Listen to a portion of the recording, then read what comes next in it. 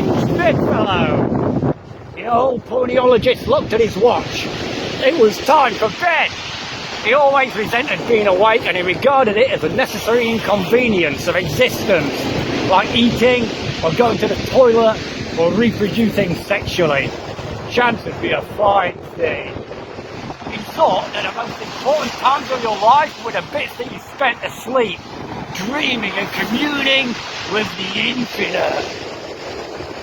He was skilled in lucid dreaming and astral projection, and he enjoyed the limited power that he could exercise without the repercussions in the universe of his unconscious. You know about his bedside table by now? Well, his actual bed wasn't half as interesting. The old hack didn't have any heating in his house, and he had to sleep between alternating sheets of tinfoil and woolen blankets from the Salvation Army to keep warm. This had the effect of turning his bed into a kind of organ accumulator, which might explain why vices and indolenzas hadn't killed him by now. Above the headboard was a figurehead tack of an old postcard of the Angel of the Promenade.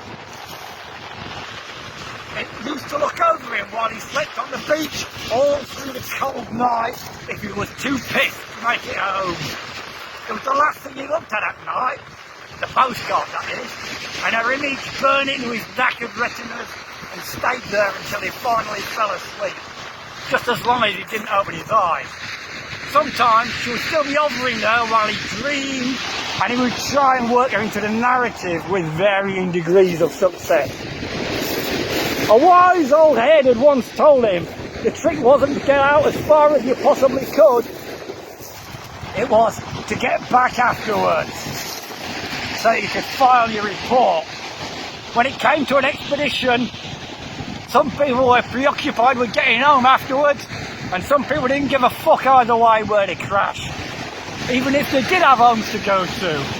Some poor souls vacillated, and they didn't know where to go or where to draw the line. They tried to make it back where they thought they could sleep safe and snug, but they perished on the way before they got there. Think of Jack Kerouac, all shiny and black by the side of the track. He never made it back. And there's your proof. There's your proof. Scores of thousands just the same as him.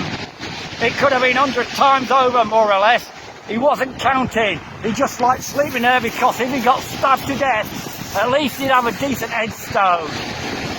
Underneath the relative luxury of his current bed, he kept his stash of massively rare vintage porn paperbacks and all his notes and research from over the years. Pages spilled out messily all over the bedroom floor, and the old writer was always terrified of pissing himself in the bed in the night and spoiling it all. Every fucking beer that he drank was like spinning the chamber in a game of Russian roulette, except it was his cock instead of a gun, and it was piss instead of bullets. Anyway, I expect I would hurt your bullets, but hurt your bollocks. Bollocks! Moving on.